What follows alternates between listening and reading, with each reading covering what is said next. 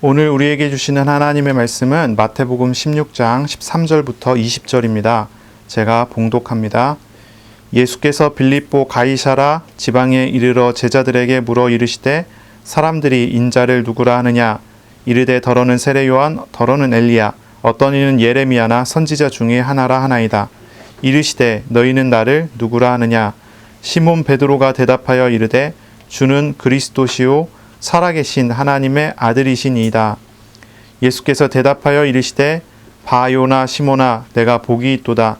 이를 내게 알게 한 이는 혈육이 아니요 하늘에 계신 내 아버지시니라. 내가 내게 이르노니 너는 베드로라. 내가 이 반석 위에 내 교회를 세우리니 음부의 권세가 이기지 못하리라. 내가 천국 열쇠를 내게 주리니 내가 땅에서 무엇이든지 매면 하늘에서도 매일 것이요 내가 땅에서 무엇이든지 풀면 하늘에서도 풀리리라 하시고 이에 제자들에게 경고하사 자기가 그리스도인 것을 아무에게도 이르지 말라 하시니라. 아멘. 오늘 말씀은 마태복음 16장 13절부터 20절입니다. 반석 위에 세운 교회라는 제목으로 우리가 함께 말씀을 나누겠습니다. 우리에게 가장 중요하고 우리에게 가장 필요한 것이 무엇일까를 이렇게 고민을 해봤어요. 그리고 한 가지의 결론을 내렸습니다. 하나님의 주권을 믿는 믿음이라고 결론을 내렸어요. 제 개인적으로 내린 결론이에요. 하나님의 주권을 정말로 믿는다면 사실 문제가 아니죠. 하나님께서 주신 축복의 통로가 돼요. 하나님의 주권을 정말로 믿는다면 걱정하지 않고 고민하지 않고 공포에 빠지지 않을 수가 있어요. 예수 그리스도로 말미암아 죄와 비참한 속에서 구원받은 사람이라면 당연히 마땅히 얻어야 하는 것은 하나님의 통치와 하나님의 다스림을 신뢰하는 거예요. 하나님을 믿는 거예요. 우리가 예수님의 십자가의 사건으로 인해서 우리의 모든 죄인된 모든 것들에서 해방을 받고 구원을 받고 하나님의 자녀가 돼요. 예수님을 우리의 구원주로, 구세주로 우리가 믿게 된 거죠. 근데 이제 예수님을 구세주로 믿은 사람에게 한 가지의 또 문제가 있다면 뭐냐면 예수님을 나의 주님으로 믿는가 하는 문제가 돼요. 예수님을 나의 주님으로 믿는가. 나를 구원하시는 주로 믿었는데 그런데 어떤 사람들한테는 예수님이 더 이상 이제 나를 구원하시긴 했지만 주인이 아니란 말이에요. 예수님이 주인이셔야 되는데 주인이 아니란 말이죠. 이것이 바뀌어야 된다는 거예요. 예수님을 정말로 믿습니까? 아멘? 아멘. 예수님이 나의 주님이시라는 것을 믿습니까? 나의 주인이시라는 걸 믿나요? 이거 믿는 거 이거 굉장히 중요하거든요. 예수님이 나의 주인이시다. 이거를 믿지 못하면 여러 이제 문제가 올 때마다 시험이 올 때마다 갈등이 올 때마다 넘어져요. 하나님은 선하시기 때문에 그리고 하나님은 저와 여러분을 사랑하시기 때문에 하나님이 하시는 일들이 어떤 방식으로 나타나든지 하나님께서 선하시고 하나님께서 나를 사랑하시다는 것을 안다면 하나님의 일들이 나에게 어떤 방식으로 나타나는지 심지어는 나에게 어떤 손해가 되는 일들이 나타난다고 할지라도 그 속에서 뭐합니까? 하나님께 더 나아가게 되겠죠.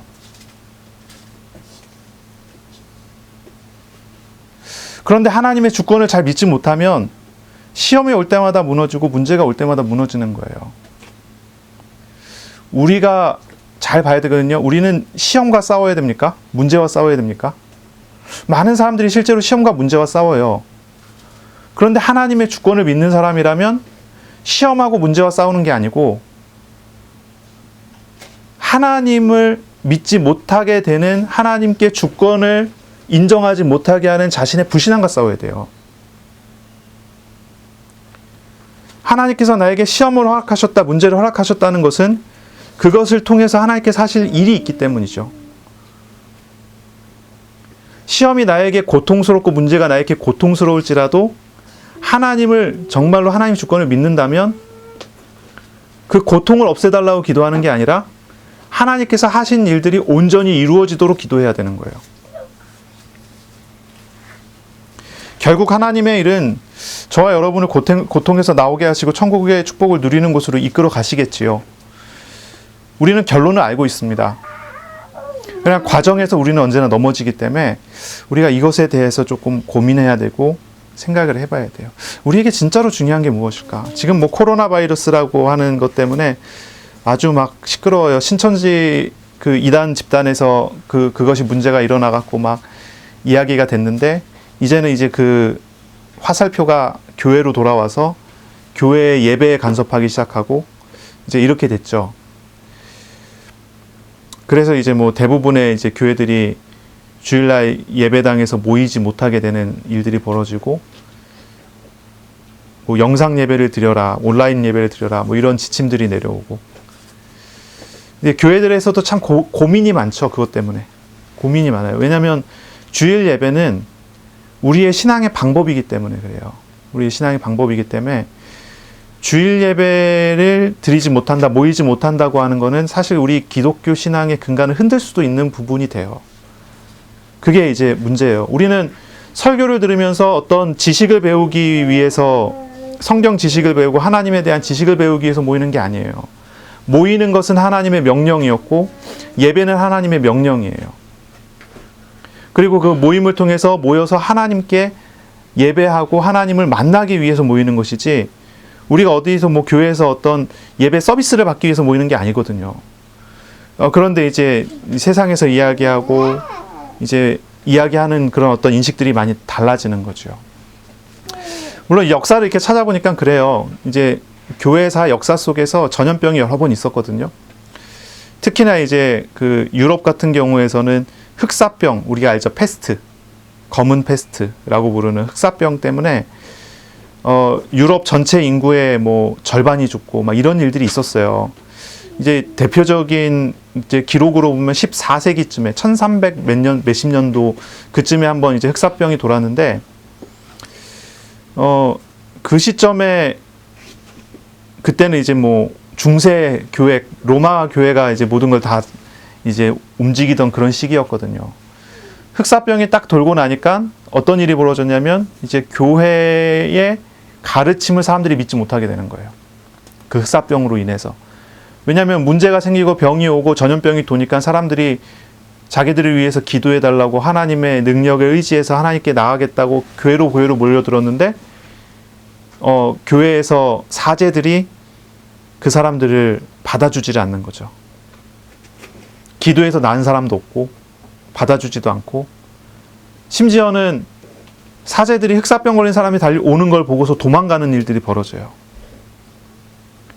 그리고 이제 좀 힘이 있는 사제들 같은 경우는 이제 돈이 있는 좀 부자들에게 기도해 주겠다고 하고 돈을 갈취를 했다고 그래요.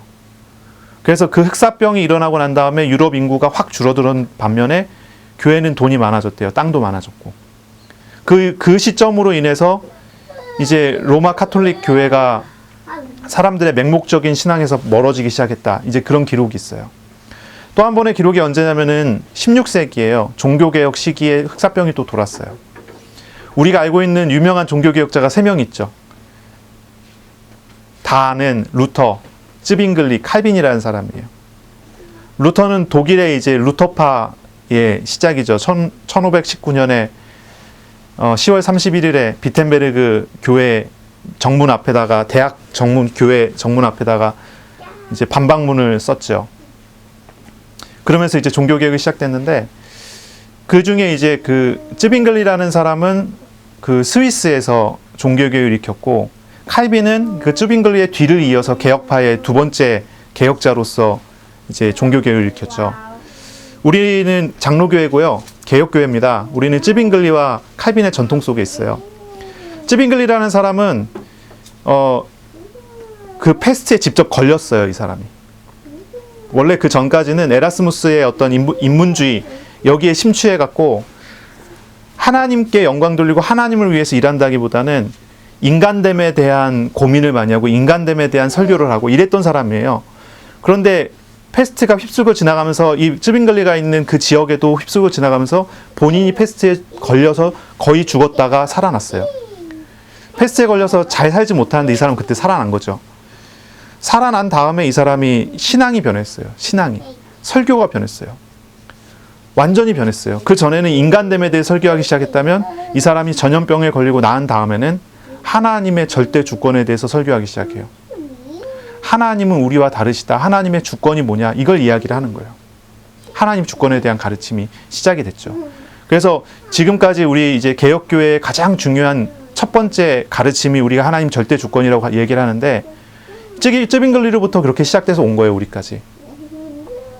칼빈이라는 사람이 칼빈이 이제 제네바에서 목회를 하고 있을 때 패스트가 왔어요. 제네바에. 그때 이제 여러 가지 모양들이 나타났는데 칼빈은 그 패스트에 대해서 어떻게 처신을 했냐면 첫째 뭐냐면 이제 전염병에 걸린 사람, 증상이 있는 사람은 다 격리를 했어요. 예배에 나오지 마라. 두 번째, 목사들이 뭐 마스크 같은 거를 했겠죠. 뭐 천으로 둘둘 말아갖고 갔겠죠.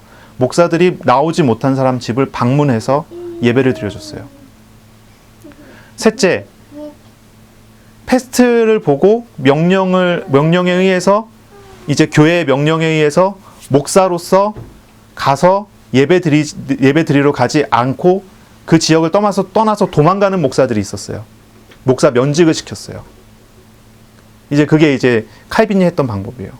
루터 같은 경우는 어떻게 했냐면 패스트가 딱 왔을 때 그 지역에 패스트가 왔을 때 루터는 성도들한테 권했어요. 다른 지역으로 떠나라. 패스트가 없는 지역으로 떠나라. 그래서 사람들이 떠났어요. 그리고 루터는 정작 뭐 했냐면 교회 안에서 예배를 끝까지 주일 예배를 지켰어요. 루터도 그렇고 칼빈도 그렇고 쯔빙글리도 그렇고 종교개혁자들, 우리 개신교의 어떤 뭐라 그러죠? 우리의 어떤 정신이라고 해야 되나요? 교회의 정신이라고 해야 되나요? 교회 가르침이라고 해야 되나요? 교훈, 중요한 교훈 중에 하나예요. 주일 예배는 지켰다는 거예요. 드렸다는 거예요. 물론 지금하고 그때하고 시대가 많이 달라졌죠. 많이 달라졌어요.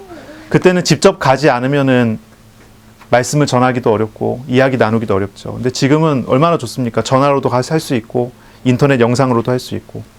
인터넷 영상으로 하는 예배가 효력이 있을까 없을까 이런 논쟁이 한국 교회에서 있었죠.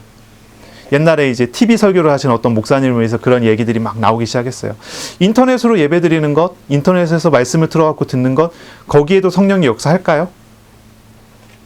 모여서 하나님 앞에 온전히 공동체로서 하나님께 노래 드려야 되고, 모여서 하나님의 말씀을 드리고 공동체로서 하나님 앞에 서야 되잖아요.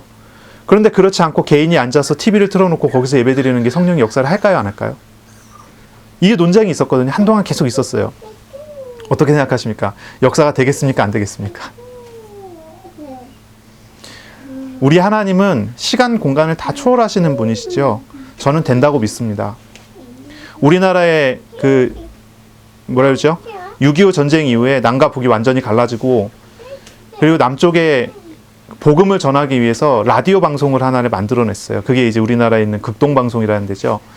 여기서는요, 이제 아시아권에 복음을 전하기 위해서 이걸 이제 만들어낸 거예요. 그래서 AM으로 하면은 굉장히 전파가 널리 가잖아요. AM으로 해갖고 이제 설교들을 계속 나오는 거예요. 거기 설교는 중국어로 나오게, 우리나라 말로 나오게, 이제 몇 가지 언어를 통해서 이제 공산권의 복음을 전하기 위한 그런 방송을 한 거죠. 그래서 중국 쪽으로, 북한 쪽으로 방송이 가게 했어요. 근데 참 놀라운 사실은 뭐냐면 라디오 설교를 통해서 많은 사람들이 믿었어요.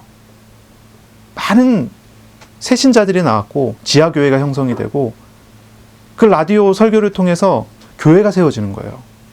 많은 증거들이 있었죠. 많은 간증들도 우리가 들어왔을 거예요.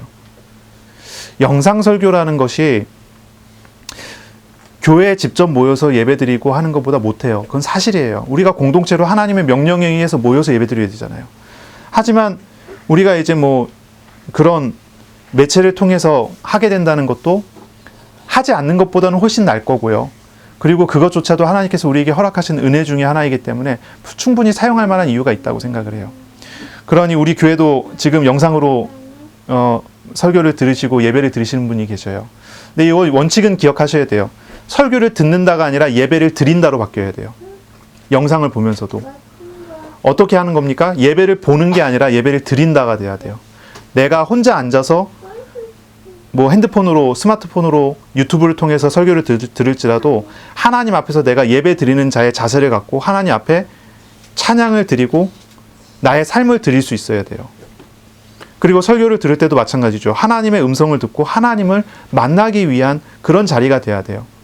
교회 나와서 직접 예배 드리는 것보다 분명히 어색하고 어렵고 못한 부분이 많을 거예요. 하지만 하나님 앞에서 내가 예배의 방식을 바꾼다는 생각을 하셔야지, 뭐랄까요? 뭐 예배를 본다든지 아니면은 뭐 그런 식으로 생각하면 조금 어려운 감이 있다는 거죠.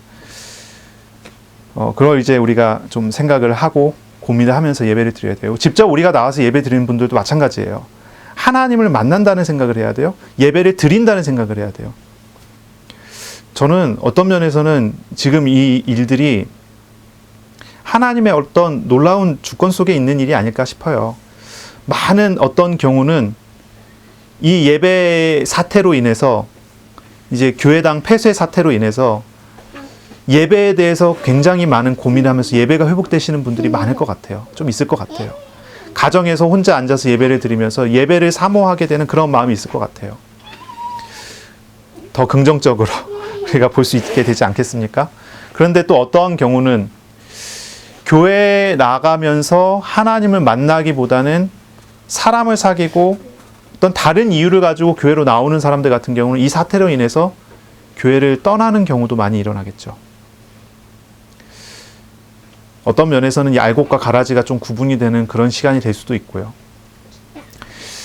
우리는 어쨌든 간에 하나님 앞에 바른 예배를 드릴 수가 있어야 해요. 하나님의 주권을 믿는 믿음 앞에서 우리에게 주어진 여러 가지 일들을 다시 해석을 해내야 되겠죠. 하나님의 주권을 우리는 믿어야 합니다. 그런데 하나님 주권을 잘 믿지 못하는 이유들이 있어요. 어떤 사람은 하나님 주권에 대해서 지식은 있지만 믿어지지 않는 사람이 있어요. 왜 그렇습니까? 하나님을 인격적으로 잘 알지 못하기 때문이에요.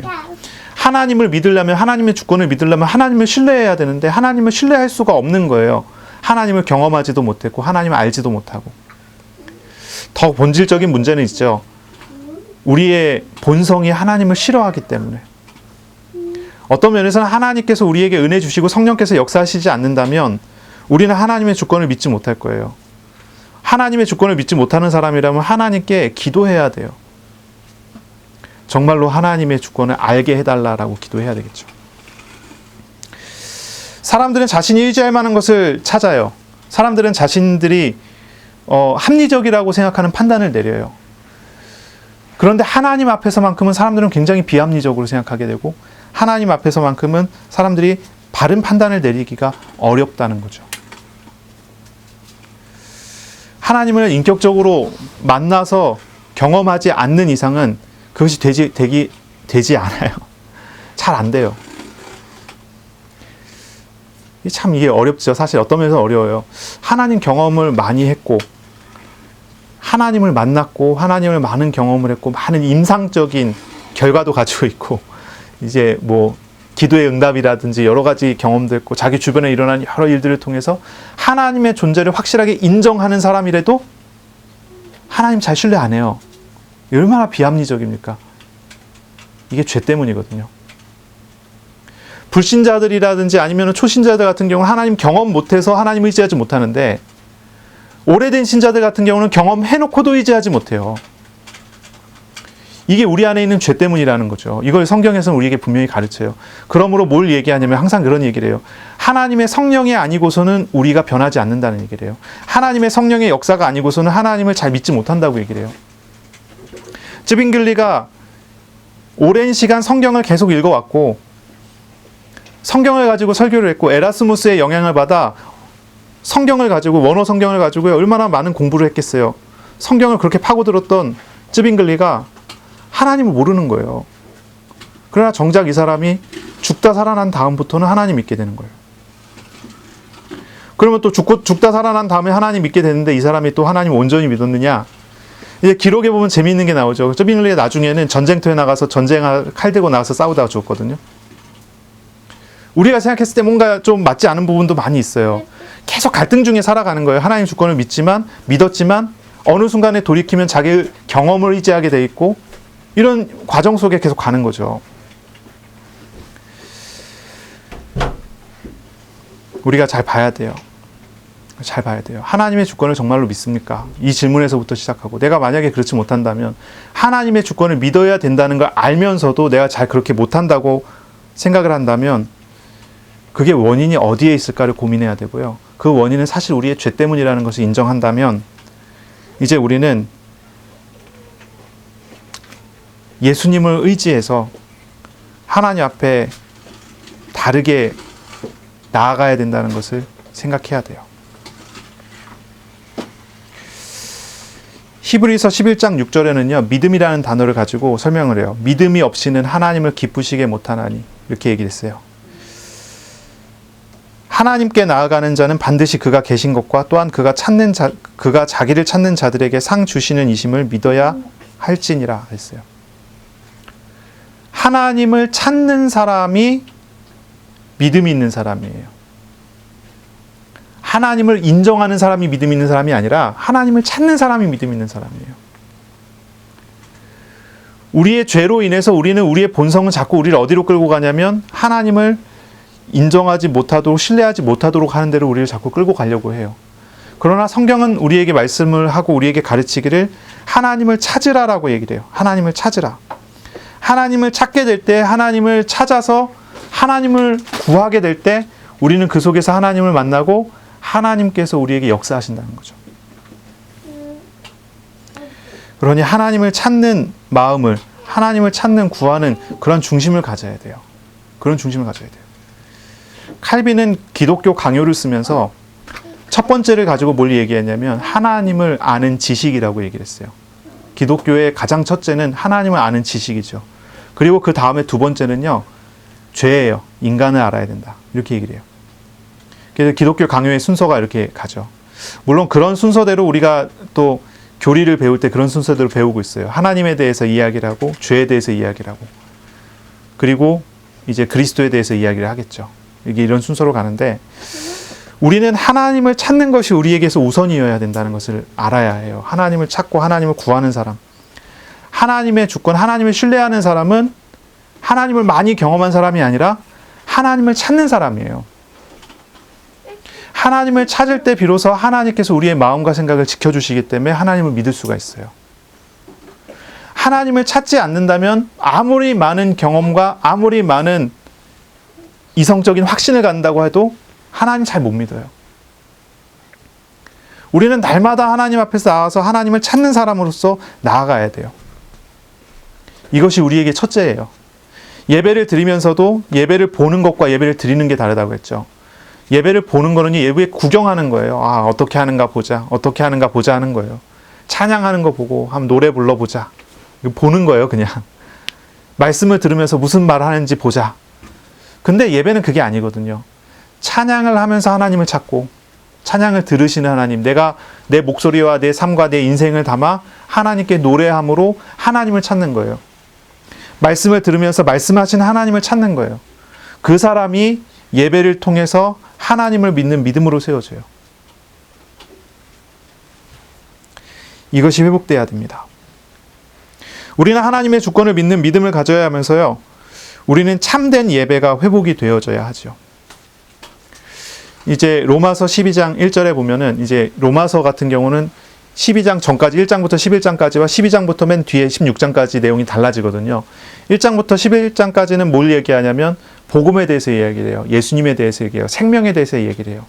구원에 대해서 얘기를 해요. 12장 1절부터 달라지는데 뭘 이야기하냐면 삶으로 얘기해요. 삶을 설명하기 시작해요. 이제 바울의 설교 방식이기도 해요. 복음을 한참 설명한 다음에 그러므로 이제 삶을 살아야 돼요. 근데 어떤 삶이냐면 예배의 삶이에요. 너희 몸을 하나님이 기뻐하시는 거룩한 산 예물로, 산 제물로, 예배로 드려라라고 얘기를 해요. 이게 명령이죠. 그리스도로 말미암아 구원을 받은 사람이라면 이제 하나님 앞에 예배자가 돼야 돼요. 예수님을 구주로, 구세주로 나에게 생명을 주는 구원하시는 주님으로 만나서 믿었다면 이제 이 예수님을 나의 주인으로 나는 하나님의 주권을 믿는 믿음의 사람으로 세워져 나가야 돼요. 그것을 뭐라고 하냐면 예배라고 하는 거예요. 예배. 예배자가 돼야 돼요. 교회에 나와서 예배하는 그 예배가 회복돼야 되고, 또 우리의 삶에서 드려지는 삶의 예배가 회복돼야 돼요. 그래서 그리스도인에게는 두 가지 예배가 항상 있어야 돼요. 주님 앞에 나와 공적으로 드리는 공예배와, 그리고 내 자신이 하나님 앞에서 하나님께 예배드리는 삶이요. 두 가지가 있어야 돼요. 이걸 이제 선교단체에서는 로컬 처치니 뭐 파라처치니 그런 표현을 썼어요. 로컬 처치는 지역교회 갖고 예배드리는 지역교회를 얘기하고, 파라처치는 흩어지는 교회라고 해서 가는 곳마다 선교지가 되고 선교 현장이 된다는 표현을 쓰거든요. 근데 꼭 그렇게 표현할 필요는 없지만 이해를 해야 돼요. 주님 앞에 나와서 예배함으로써 하나님을 만나고, 돌아가서 말씀하신 하나님과 늘 동행하면서 한 주간이 예배가 돼줘야 돼요. 이게 중요해요. 그런데 어떤 사람들은 예배와 기도를 제대로 드리지 않아요. 찬양은 노래로 부르고 하나님께 영광 돌리진 않아요. 설교는 좋은 말씀일 뿐이고 배울 만한 것으로 듣지, 말씀하시는 하나님을 구하고 찾으려고 하지 않아요. 예배를 통해서 자신의 인생이 하나님의 것임을 고백해야 되는데 그렇게 하지 않아요. 아주 습관적으로 드리고 그냥 늘 했던 것처럼 드리는 거예요. 드리는 게 아니라 거의 보는 거에 가까운, 그렇게 하는 거죠. 기도는 하지만 습관적이고 주문하듯이 하는 기도를 할 뿐이지 하나님 인격적으로 만나려고 하지 않아요. 제가 아이들한테 기도하고 와, 그러면 애들이 이제 기도 제목을 들고 막 방으로 가요. 하나님하고 시간을 좀 보내고 기도하고 와, 애들한테 시키거든요, 아침마다. 그럼 한 5분 정도 기도하고 와, 하나님과 시간을 보내고 와, 그러면요 들고 들어가서 문을 딱 닫고 앉아서 기도를 해요. 그리고 5분 딱 지나서 저한테 이제 얘기를 해요. 아빠 그만해도 돼? 이렇게 물어봐요. 무슨 얘기겠어요? 아주 애들이 습관적으로 기도를 하고 있다니까요, 요즘에. 아, 미안해요. 괜히 얘기해서. 그러니까 이제 우리는 기도를 배워야 해요. 잘 몰라서 그런 거죠. 이제 배워나가야죠. 하나님을 인격적으로 만나는 것, 하나님을 찾는 기도, 하나님을 찾는 예배가 우리에게 회복이 되어야 돼요. 이게 우리에게 있어서 가장 중요한 거 아니겠어요? 이게 우리에게 있어서 생명과 같은 거죠. 예배가 하나님을 만나고 교제하는 시간이라는 것을 우리가 진짜 기억해야 돼요. 저와 여러분은요, 예배를 통해서 하나님을 알아갈 수 있어요. 하나님을 찾고 하나님을 찾는 가장 좋은 기회가 예배 시간이라는 걸 알아야 돼요. 그 예배를 통해 우리는 하나님을 만나고 하나님의 은혜를 입게 되고, 예배를 통해 말씀을 통해 우리는 하나님의 말씀과 하나님의 마음과 하나님의 생각을 배우게 되고, 하나님을 바르게 신뢰하게 되고, 하나님이 하시는 일 앞에서 순종하게 되는 거죠. 그 생각해야 되죠. 오늘 제목을 제가 반석 위에 세운 교회라고 하는 이런 제목을 했어요. 이렇게 교회론이죠. 교회론. 이 마태복음 16장 13절부터 20절의 말씀을 읽었어요. 아주 유명한 말씀이고, 성경 전체의 가장 핵심적인, 성경 전체에서 가장 한 구절을 뽑으라 그러면 딱 여기에서 있는 이 말씀을 꼽죠. 베드로의 신앙 고백이에요. 주는 그리스도시요 살아계신 하나님의 아들이시니이다. 이 신앙 고백이 교회가 됐고요. 이 신앙 고백으로 인해서 이제 모든 것이 이제 전환되게 되는 거죠. 변화되고 전환되게 되는 거죠. 예수님의 사역은 이 신앙 고백 이전과 이후로 나눠져요. 이 신앙 고백 이전과 이후로. 이 신앙 고백을 들으신 다음에야 비로소 예수님께서 십자가에 죽으실 것을 설명하기 시작하거든요. 교회란 무엇입니까? 교회는요, 하나님의 나라의 모형이에요. 하나님의 나라의 모형이에요. 이제 교회론을 배우면은 제일 먼저 배우는 게 뭐냐면 유형교회와 무형교회 이런 걸 배우거든요. 신학에서. 교회론에 관련된 책, 교회란 무엇인가, 뭐 이런 소책자든 어떤 책이든 교회와 관련된 책을 무조건 찾으면은요, 첫 장에 제일 먼저 앞에 나오는 게 유형교회와 무형교회 이렇게 나와요. 유형교회는 뭐냐면 우리 눈앞에 보이는 교회들. 무슨 교회 있죠? 우리 교회, 뭐 저런 교회, 다 저 교회, 그 교회 뭐 이렇게 나오죠. 무형교회는 뭐냐면 그리스도 안에 있는 모든 신자의 공동체가 교회다. 이렇게 가르쳐요. 우리가 교회가 하나님의 나라다라고 얘기했을 때 그 하나님의 나라는 뭘 말하는 거냐면 무형교회 얘기하는 거예요. 우리가 눈에 보이는 여러 교회들이 있어요. 여러 교회들마다 색깔들이 다 다르죠. 어떤 교회는 대형 교회가 있고 어떤 교회는 작은 교회가 있고 여러 교회들이 있어요. 교회는요, 뭐라 그럴까요? 정답이 없어요. 교회는 정답이라는 게 있을 수가 없어요. 교회는 다 다를 수밖에 없고 달라야 돼요. 왜냐면 하나님께서 각 지체를 다르게 만드셨고 다르게 쓰시기 때문에 그래요. 엄지손가락과 검지손가락의 쓰임새가 다른 것 같아요. 하나님의 다 몸이지만 다 다 다른 모양과 다른 모양새를 가지고 있어요. 어떤 사람들은 대형교회를 욕해요. 대형교회는 하나님께서 세우신 교회가 아니다고 얘기하고, 대형교회를 바라보면서 저거는 우상숭배의 결과라고 얘기를 하고, 막 이런 식으로 막 몰아세우기도 해요. 그런데 하나님께서 왜 그 교회를 그렇게 세워가셨는가를 생각해 본다면, 그렇게 이해하면은 조금 어려운 감이 있어요. 대형교회는 대형교회 나름대로 하나님께서 쓰실 일들이 있기 때문에 세우신 거예요. 작은 교회들은 작은 교회 나름대로 하나님께서 그렇게 쓰시기 위해서 세우신 거예요. 각자 하나님 앞에서 쓰임새가 다른 것뿐이지 그게 같지 않아요. 우리는 생각을 잘 해봐야 돼요. 교회는 무엇일까 생각해야 돼요. 교회는 하나님의 통치 속에 있는 거예요. 하나님의 통치가 내 마음에 들 수도 있고 내 마음에 들지 않을 수도 있어요. 그런데 내 마음에 든다 안 든다가 기준이 돼서는 안 돼요. 하나님께서 뭐라고 말씀하시는가를 기준으로 삼아야 돼요. 처음부터 얘기했어요. 하나님의 주권을 믿는 믿음 안에서 교회를 봐야 돼요. 그렇지 않으면 교회 안에는 시험들 구석이 너무 많아요. 왜냐하면 교회 안에는 가라지가 많기 때문이에요. 교회는 사람의 조직이고 세상의 조직이기 때문에 늘 실수가 있고 늘 문제가 있고 늘 죄가 있어요. 어떤 목사님이 이렇게 표현하더라고요. 목사 100년 하면은 하나님 되냐? 목사 100년 해도 목사 100년 후에 죄를 짓는 게 목사다. 사람이다. 사람은 기댈 게 없고 사람은 높일 게 없어요. 하나님만이 높이셔야 되고 하나님만이 주님이셔요. 그러니 우리가 세상을 보고 사람을 보고 현장을 보고 교회를 보고 모양을 봤을 때 많은 시험들 많은 것이 있지만 그 속에서 하나님의 주권을 보고 그 속에서 하나님의 인도를 받아 나가야 돼요. 그것이 믿음이라는 거죠. 이걸 우리가 생각해 봐야 돼요. 가이사라 빌립보 가이사라 지방에 예수님께서 제자들을 데리고 가셨어요. 이 지역에 예수님께서 왜 데려가셨는가 생각해 봐야 돼요. 다른 사역을 위해서 간 게 아니에요. 이 지역은 갈릴리 바다에서부터 갈릴리 호수에서부터 북쪽으로 쭉 한참 올라가야 되거든요. 예수님께서 제자들을 데리고 갈릴리 북쪽으로 계속 올라가다가 며칠간 이제 걸어서 올라가시다가 빌립보 가이사라 지방에 딱 멈춰서 거기서 제자들에게 딱 한 가지 질문을 하셨고, 그 질문에 대한 대답을 들으시고 예수님께서 제자들을 데리고 그 옆에 있는 산으로 데려가셨어요. 거기가 변화산이에요. 변화산에서 경험을 하시고 그리고 내려와요. 이게 이제 하나의 사건으로 이렇게 봐야 되거든요. 예수님께서 왜 제자들을 이 빌립보 가이사라 지방으로 데려가셨고, 그리고 거기에서 예수님께서 제자들에게 또 한 가지를 보이시기 위해서 변화산을 데려가셨어요. 이 사건이 의미한 게 뭘까? 이걸 고민해 봐야 돼요. 이 지역의 이름 자체는요, 로마 황제가 가이사. 로마 황제 가이사의 이름을 붙인 지역이고요. 그리고 이 땅을 다스리는 지역 왕인 분봉 왕인 헤롯 빌립의 이름을 붙였어요. 그래서 빌립보 가이사라 빌립보라고 이름을 붙인 지역이에요. 이 가이사라는 이름이 붙어 있는 지역은 황제의 이름을 붙여놓은 지역이기 때문에 여타 주변에 있는 다른 도시들보다는 더 발전된 도시라고 생각하시면 돼요. 조금 더 발전된 도시고, 그리고 가이사라는 이름을 붙여놓은 도시는요, 거의 필수적으로 한 가지를 만들어놔요. 그게 뭐냐면은 판테온이라고 들어보셨나요? 만신전이라고 해요. 만신전.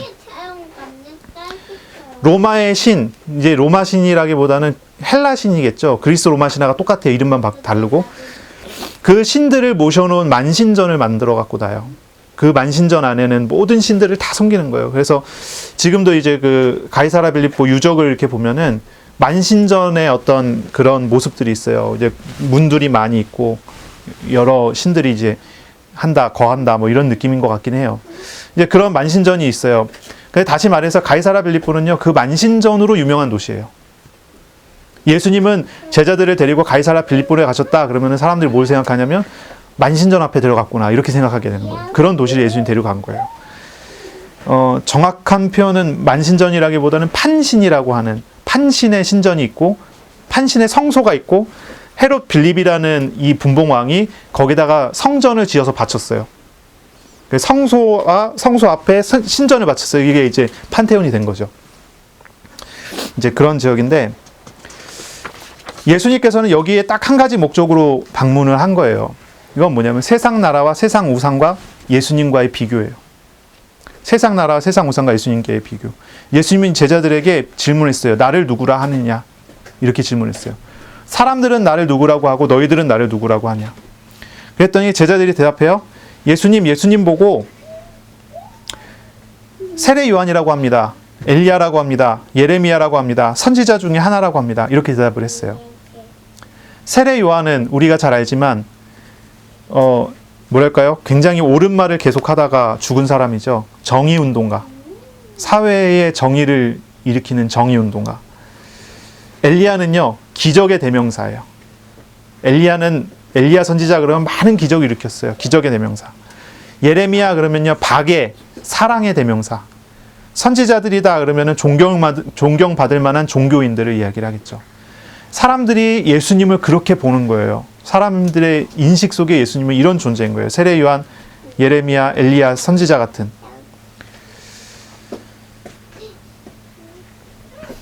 사실 이런 평가 자체가 뭡니까? 세상 사람들이 자신들의 요구사항을 예수님께 투영한 거예요. 자신들의 요구사항을 예수님께 이제 맞춘 거예요. 나는 이런 것을 요구하는데 예수님 그런 사람입니까? 라고 하는. 그리고 자기의 나름대로의 생각을 가지고 예수님이 해석한 거예요. 내가 봤을 때 예수님은 이런 역사를 일으키니까 이런 사람인가 보다. 이런 식의 어떤 해석들이죠. 사실 이런 것들은요, 지금 당장 예수님과 제자들 눈앞에 있는 만신전에 있는 우상들, 그 우상들의 능력이나 그 우상들의 역사 이상의 것은 되지 못해요. 거의 그 수준인 거예요. 그런데 예수님께서 제자들에게 물어보세요. 너희는 나를 누구라 하냐? 이 제자들의 대답은요, 이 세상 사람들이 요구하는 것과는 달랐어요. 베드로는 대답하기를 예수님은 그리스도시고 살아계신 하나님의 아들이라고 고백했어요. 예수님은 하나님의 아들이라고 고백한 것은 성자시라는 거거든요. 하나님의 아들이라 얘기한 것은 예수님은 우리하고 다르신 분이고 예수님은 하나님이신 분입니다 라고 하는 그런 고백이에요. 하나님이시다. 예수님이 세상적인 우상과는 본질적으로 질적으로 다르신 분이라는 것을 고백한 거예요. 예수님 당신은 세상 저 신들과는 본질적으로 다르신 분입니다. 하나님의 아들이십니다. 그런 고백이에요. 모든 우상들은 만들어진 것에 불과한 존재들이지만, 그리고 사람들은요, 만들어진 우상을 섬기며 거기에 응답을 받으려고 하잖아요. 이 우상들은 만들어진 존재이며 그 만들어진 모습에 얽매이는 존재에 불과해요. 하지만 예수님은 하나님의 아들이세요. 완전하신 하나님이세요. 창조자세요. 아들 하나님으로 오셨다는 것을 고백한 거예요. 그러니 이 고백은 완전히 다른 고백이 돼요. 또한 이 베드로는 예수님은 그리스도라고 고백합니다. 예수님은 그리스도십니다 라고 고백해요. 그리스도는 히브리어로 메시아인데 기름 부음 받은 자를 말하죠. 이 기름 부음 받은 자는 하나님의 구별된 일꾼을 뜻하는 말이에요. 구약 성경에 기름 부음 받은 사람은 세 종류의 사람이 있어요. 선지자들, 제사장들, 왕들이에요. 예수님을 그리스도로 고백한다는 것은 예수님께서 구별된 존재로서 선지자의 일을 하시고 제사장의 일을 하시고 왕의 일을 하신다는 것을 뜻하는 그런 고백이에요. 자, 그럼 하나씩 우리가 생각해 볼게요. 예수님께서 선지자의 일을 하신다는 말은 무슨 말일까요? 예수님께서 선지자의 일을 하신다. 구약 성경에 선지자는 하나님의 말씀을 대언하는 사람들이에요. 하나님의 말씀을 선포하는 사람들이에요. 예수님께서는 하나님의 말씀을 선포하는 자가 아니라 하나님의 말씀으로 오셨어요. 이게 굉장히 중요하거든요. 예수님께서 오셔서 선지자들과 같이 하나님의 뜻을 전하셨다가 아니에요. 예수님 자신이 말씀이신 분이에요. 예수님 자신이 말씀으로서 오셨어요. 이게 요한복음 1장 1절부터 14절까지 나오는 말씀이죠. 태초에 말씀이 계시니라 이 말씀이 하나님과 함께 계셨으니 이 말씀이 곧 하나님이시라. 그리고 1장 14절에 요한복음 1장 14절에 이 말씀이 육신이 되어 우리 가운데 거하심에 우리가 보니 아버지의 독생자의 영광이요 은혜와 진리가 충만하더라. 이렇게 고백이 돼요. 예수님은 말씀이신 분으로서 우리 가운데 직접 오셔서 우리에게 만나주시는 은혜를 입혀주시는 거죠. 제사장의 일은 죄와 제사와 관계되어 있어요. 죄인들의 죄를 대속하는 제사와 관계되어 있는 거죠. 구약에 있는 모든 제사들은 실질적으로 사람들의 죄를 해결하지 못했어요. 죄를 해결하지 못해요. 왜냐하면 흠없는 제물을 가지고 왔는데 흠없는 제물은 존재하지 않기 때문이에요. 흠없는 어린 양을 가지고 와서 내 죄를 양이 대신 짊어져서 죽어야 되는데 그 양은 최대한 흠이 없기에 가까운 양이지 흠이 있어요. 흠없는 양은 존재하지 않아요. 눈에 보이는 어느 곳에 흠이 있는지 몰라요. 그러나 흠없는 양은 존재하지 않는다는 걸 우리가 다 알아요. 근데 양을 죽여서 내 죄를 사함받았다고 선포를 해요. 선언을 해요. 그건 뭐죠? 정말로 양이 죽어서 사함받는 게 아니라 이 양처럼 오셔서 죽으실 예수님 그리스도를 얘기를 하는 거예요. 그리고 그 예언 그대로 제사장으로서 예수님께서 오셔서 모든 죄를 대속하시는 제사장으로서 우리에게 오셨다는 거예요. 그리고 우리의 모든 죄를 짊어지신 분으로서 십자가에서 우리를 구원하신 일을 하신다는 거죠. 왕의 일은 뭡니까? 왕의 일은 두 가지예요. 왕은 두 가지 일을 합니다. 첫째는 다스려요. 둘째는 보호해요. 왕의 일은 두 가지예요. 자꾸 이제 그 그리스도께서 왕이시다고 이야기를 하면서 전쟁하시는 왕, 맞아요. 전쟁하셔요. 마귀를 이기시는 왕, 맞아요. 마귀 이기시는 왕이시죠. 그런데 자꾸 거기에 강조점을 더 갖고 몰고 가면 안 돼요. 마귀 얘기를 많이 하면 많이 할수록 사람들은 마귀에게 시달리게 돼 있어요. 이 말을 이해하십니까? 마귀 얘기를 많이 하면 많이 할수록 마귀에게 시달려요. 지금 방송에서 코로나 얘기 계속 하니까요. 코로나 얘기 보면서 사람들이 계속 공포감에 시달려요.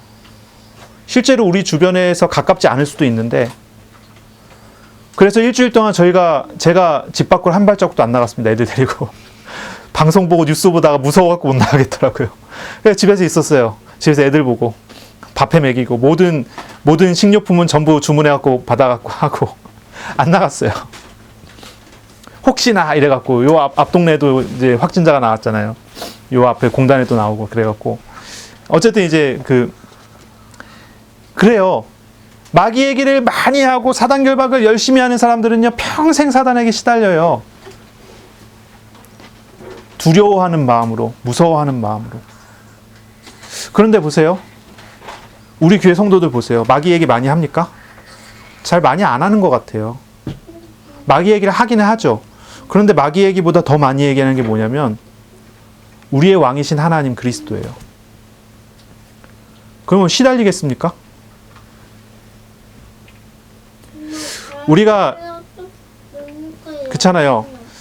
나무가 병들었으면 뿌리를 고치면 나무가 살아날 텐데 뿌리는 그대로 두고 줄기에만 자꾸 영양제를 주면 그 나무는 살겠습니까? 죽겠습니까? 비실비실 살게 되는 거죠. 그런 식인 거예요. 사단을 결박해야 된다. 맞는 말이에요. 사단 결박해야 돼요. 그런데 사단 결박해야지 산다 그러면 틀린 말이에요. 우리는 사단 결박해서 사는 사람이 아니에요. 사단을 결박하면 전도가 된다. 틀린 말이에요. 사단 결박한다고 전도되는 거 아니에요. 하나님께서 은혜 주셔서 하나님께서 부르셔야 전도가 되고 하나님께서 은혜 주시고 하나님께서 우리와 함께 하셔야지 우리가 변화되는 거죠. 완전히 이건 다른 얘기예요. 우리의 근본 뿌리는 죄에 있어요.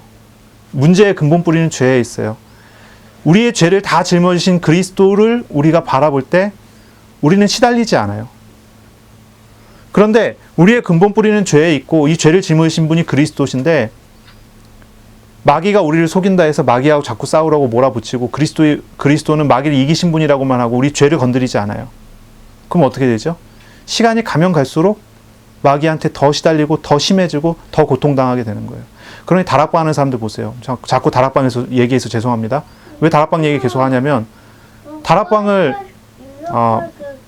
우리가 잘 알고 있기 때문이에요. 어쨌든 다락방 하는 사람들 보세요. 10년 전에 20년 전에 그리고 지금까지 시달리는 게 더 심해져 가면 심해져 가지 나아지지 않아요. 더 시달리고 더 고통당하고 더 어려움 당해요. 시간이 갈수록 더 심해지죠. 그럴 수밖에 없는 그 길을 가고 있는 거예요. 그 사람들은 죄가 없고 죄 회개가 없는 사람들이에요. 우리가 그런 사람들을 보고 이단성이 있다고 표현을 해요. 하나님 앞에 바로 서지 않으니까요. 그 사람들이 복음을 설명한다면서 예수는 그리스도를 하면서 돌아다녀요. 그러면서 왕이신 예수를 얘기를 하면서 마귀를 이기신 왕이다 자꾸 그 얘기를 해요. 맞는 말인데 강조점이 완전히 달라졌어요. 그래 틀려요. 요 구절을 이것을 우리가 생각해 봐야 돼요. 예수님 그리스도 되셨어요. 우리 예수님 나의 왕이 되셨어요. 그럼 뭘 생각하죠? 아, 우리 예수님께서 나를 다스리시는구나. 예수님께서 나를 보호하시는구나. 이렇게 생각해야지 정상이에요. 그런데 이 다락방 하는 사람도 어떠죠?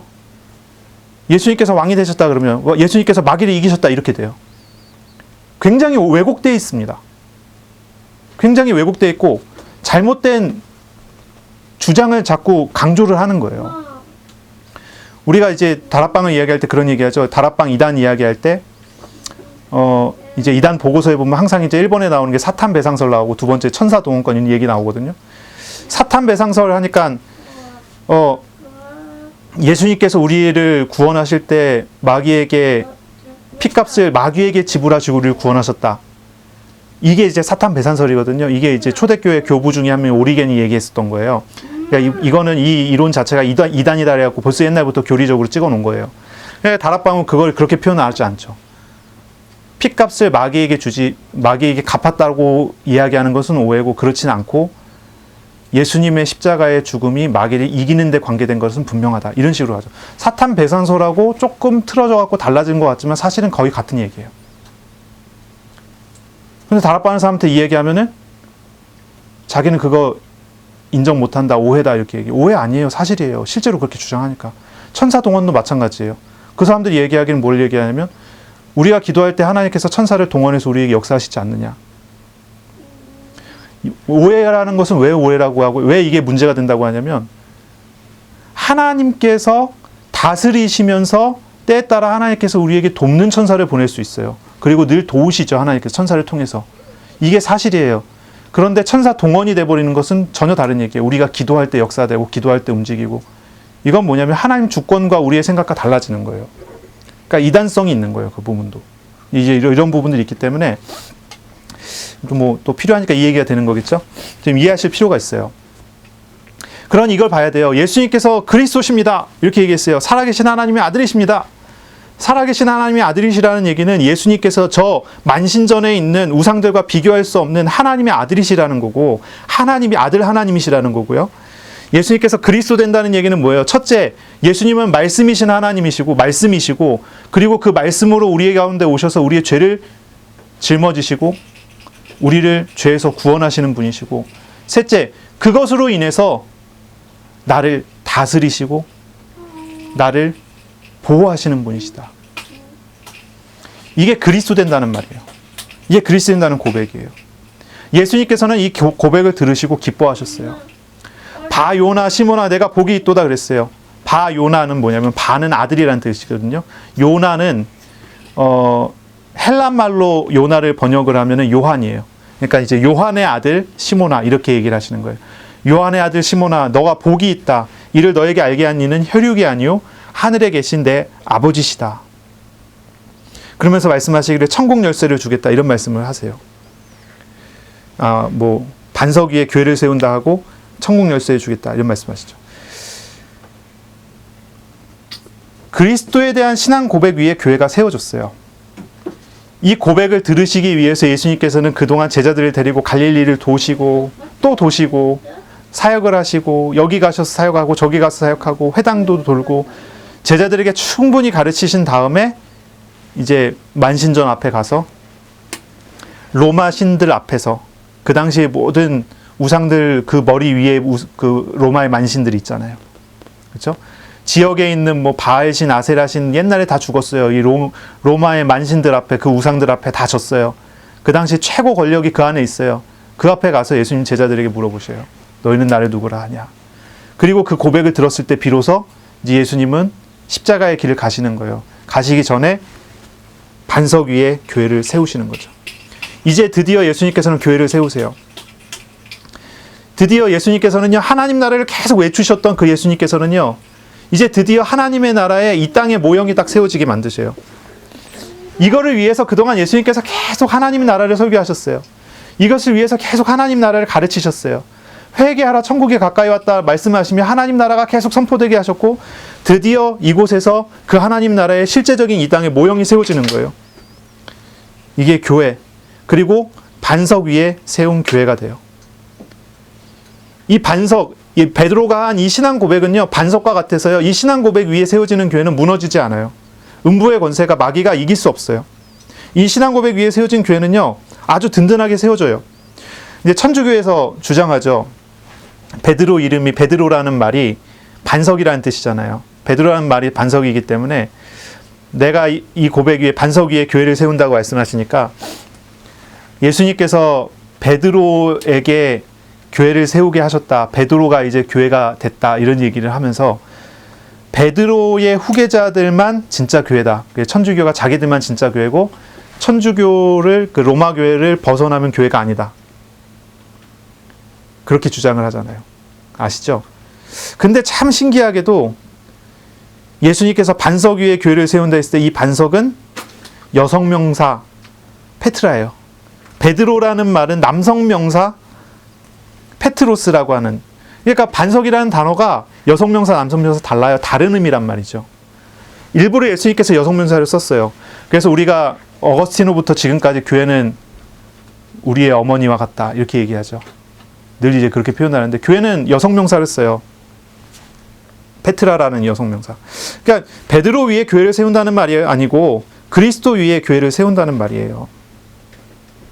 그리스도 위에 교회를 세운다. 이제 이걸 이해해야죠. 그리고 내 교회를 세우리니 그랬어요. 교회라는 단어는 에클레시아. 잘 들어보셨죠? 에클레시아라는 말의 뜻 자체는요, 불러내서 모은다는 뜻이에요. 예수님께서 이제 내가 이 고백 위에 불러내서 모으겠다. 이게 교회예요. 건물이 세워지는 게 아니고 하나님께서 불러서 모은 사람들이 모이면 그것이 교회가 돼요. 다시 말하면 이제 예수 그리스도와 그의 사역을 믿고 받아들이고 고백한 사람들이 모이는 것이 교회가 되는 거예요. 이런 교회는요, 음부의 권세가 이기지 못합니다. 음부의 권세가 이기지 못해요. 그리스도께서 이와 같은 신앙을 가진 자들과 함께 하시기 때문입니다. 너희 중 둘 이상 모인 곳에 내가 함께 하리라 말씀하셨죠. 이런 신앙을 가지고 모인 사람에게 주님께서 함께 하시기 때문에 음부의 권세가 이기지 못해요. 어떤 공격과 박해행위가 일어나도 주님의 권세 아래에 있기 때문에 주님께서 이기세요, 다. 하지만 바른 신앙 고백이 아니라 다른 것들 위에 교회가 세워진다면 그 모임은 교회가 아니에요. 우상을 섬기는 만신전과 다를 바가 없게 돼요. 세례 요한과 같은 예수님을 섬기기에 모였다. 그럼 만신전에 모인 우상도가가 뭐가 다르겠어요? 엘리야 같은 예수님 생각하면서 모였단 말이죠. 그러니까 신비주의하는 사람들이 모인 교회는 진짜 가만히 보면 무당 찾아가고 전보고 굿하고 부적 붙이는 거하고 똑같더라고요. 다를 바가 없어요. 그런 교회는 음부의 권세가 이기지 못하는 게 아니라 마귀가 좋아서 난리치는 그런 교회가 되기 쉬워요. 그러니까 이런 것도 우리가 좀 생각을 해봐야 되고요. 천국 열쇠를 주겠다 말씀하셨어요. 천국 열쇠는요, 천국 열쇠가 뭡니까? 딱 떠오르는 게 있죠. 기도 응답을 포함한 성도의 특권이에요. 천국 열쇠는요. 이 로마 천주교에서는요, 이 천국 열쇠가 로마 교회에게만 있다라고 주장을 하죠. 이 천국 열쇠가 로마 교회에만 있대요. 그래서 천주교회는요, 지금도 마찬가지예요. 물론 이제 최근에 일어났던 교회 회의에서 바꿨다고는 하는데, 천주교회 밖의 교회는 다 이단이고 구원이 없다. 그렇게 얘기를 해요. 모든 개신교는 구원이 없고 이단이고 교회에 포함되지 않았으니까. 그러면 그 사람들은 뭐냐면 어디에서 구원을 받냐면 교회에 나와서 영세를 받아갖고 교회에 등록이 돼야 구원받지, 교회에 나와갖고 그 성당에 나와갖고 영생을 받기 전에 죽었으면 구원 못 받아요. 거기는 교회 회원이 되는 게 구원의 조건이에요. 교회 회원이 되는 게. 왜냐면 베드로의 후계자가 있는 교회가 진짜 교회고 그 회원이 돼야 된다 얘기하니까. 그리고 천국 열쇠를 얘기하는데 여러분 이런 단어 들어보셨습니까? 엑스카테드라. 엑스카테드라라고 들어보셨어요? 이건 뭐냐면 거룩한 자리예요. 거룩한 의자. 그 로마 천주교에서는요, 성경은 하나님의 말씀이고 또 교황의 말은 하나님의 말씀과 동등해요. 근데 교황이 그냥 말한 게 하나님 말씀과 동등한 게 아니라 교황이 거룩한 자리에 앉아갖고 말을 하면 그게 하나님 말씀과 동등하다고요. 엑스카테드라라고 하는 그런 이제 자리를 이야기하는데, 이 자리에서 이렇게 거룩한 자리에서 하나님 말씀과 동등된 이야기를 할 때는 교황이 혼자 독단적으로 얘기할 수는 없고 거기에서 회의에서 거쳐서 어떤 검증 과정을 거쳐서 나온 말만 할 수 있게 된다고 그래요. 이제 그렇게 얘기하는데, 교황이 거룩한 자리에 앉아서 하는 말이 오류가 없고 천국 열쇠를 사용한다는 말이라고 이야기를 해요. 천국 열쇠를 그렇게 사용하는 거래요. 그런데 우리는 이렇게 절대 받아들이지 않습니다. 받아들이지 않아요. 아까도 얘기했지만 신앙 고백이 교회의 바탕이지, 신앙 고백이 교회의 바탕이지 베드로가 교회의 뿌리가 되는 게 아니에요. 천국 열쇠 자체는요, 우리가 땅에서 매면 하늘에서도 매고 땅에서 풀면 하늘에서도 풀린다고 얘기를 해요. 우리 이렇게 이제 얘기를 하는데, 우리가 기도하면 하나님께서 들으시고 바꾸시고, 우리가 기도하면 하나님께서 역사하시고 바꾸시고 한다고 그렇게 얘기를 하는데, 우리는 하나님의 뜻이 온전함을 믿고 우리의 생각은 조금 부족하다고 생각을 해요. 우리가 잘 아는 누굽니까? 히스기야 왕 한번 생각해 보세요. 히스기야가 죽게 됐어요. 히스기야가 죽게 됐단 말이에요. 근데 히스기야가 안 죽게 해달라고 하나님께 기도를 열심히 했어요. 그래서 하나님께서 히스기야의 말을 들으시고 히스기야가 더 살았어요. 근데 히스기야가 더 살면서 낳은 아들이 온 이스라엘을 다 우상판 만들었어요. 우리가 기록을 알고 있죠. 하나님께서 히스기야를 죽게 하겠다고 말씀하셨을 때는 그가 그때 죽는 것이 그에게 가장 유익했고 가장 좋았기 때문이에요. 근데 히스기야가 그걸 결코 거절을 하고 하나님 앞에 붙잡고 울면서 하나님 앞에 결단하고 막 기도하니까, 금식하니까 하나님께서 응답하셨죠. 천국 열쇠다라는 얘기를 하면은 사람들이 우리가 특권이 있구나, 도깨비 방망이처럼 생각하는데 도깨비 방망이 아니에요. 우리는 염두에 둬야 돼요. 하나님 주권을 생각해야 돼요. 교회는 하나님의 통치 속에 있어요. 교회는 하나님의 다스림 속에 있어요. 그리고 하나님 다스림 속에 있는 사람의 하나님께 하는 기도를 하나님 외면하지 않겠다는 표현이에요. 그렇다고 해서라도 우리가 어떻게 기도해야 될까요? 사실 우리는 하나님의 주권을 믿고 하나님의 뜻이 온전함을 믿기 때문에 하나님의 뜻 안에서 하나님의 뜻을 따라하는 기도가 우리에게 회복이 돼야 돼요. 이걸 생각해야 되는 거고, 이걸 고민해야 되는 거죠. 그래서 내가 기도할 때 이것이 하나님의 뜻에 맞을까? 이것이 하나님의 시간표에 맞는 것인가? 이런 생각을 하면서 기도하는 것이 옳아요. 천국 열쇠는 신앙 고백의 반석 위에 세워지는 기도예요. 천국 열쇠는 우리가 하나님 앞에서 구할 수 있는 자격이 있다는 거예요. 하나님의 나라의 백성이지만 일방적인 것이 아니라 하나님께서 우리의 귀를 기울이시겠다고 하는 하나님의 뜻이에요. 그러나 우리가 모든 것을 하나님께 기도할 수 있지만 우리는 한 가지, 하나님의 뜻 안에서 하나님께서 하시는 은혜를 알고 주님의 뜻을 구하며 기도할 줄 알아야 된다는 겁니다. 정리를 할게요. 우리는요, 하나님의 주권을 믿고 하나님이 하실 일을 소망하고 인내하고 기다릴 줄 알아야 돼요. 우리는요, 기도와 예배를 통해 하나님을 정말로 찾고 하나님을 구하는 사람으로 세워져야 돼요. 우리는 예수 그리스도를 정말로 인격적으로 바르게 알고 믿고 의지하는 사람이 돼야 돼요. 단지 지식을 갖는 것이 아니라 아들 하나님 그리스도로 오신 예수님을 인격적으로 바르게 알고 고백하는 사람이 돼야 돼요. 예수님을 만나서 예수님과 인격적인 교제와 교류가 되고 예수님과 통하는 사람이라면 그 사람, 그리고 그런 사람들이 모였을 때 그것이 교회이고, 그런 사람들이 기도했을 때 그것이 천국 열쇠를 사용하는 거라는 걸 기억해야 돼요. 이번 한 주간 정말로 기도하시기 바랍니다. 우리 자신의 마음과 생각을 내려놓고 주님을 찾는 사람이 되시고요, 주님의 마음과 생각으로 채우는 그런 기도가 회복되시기를 바랍니다. 기도하겠습니다. 하나님 감사합니다. 우리에게 찾아오신 예수님이 어떤 분이신 줄 우리가 들었고 알게 됐습니다. 예수님을 바르게 알고 예수님을 바르게 믿고 영접한 그 자리에, 주님께 바른 고백이 드려진 그 자리에 교회가 세워진다 하셨습니다. 주님, 우리가 주님으로 온전하게 세워지게 하여 주옵소서.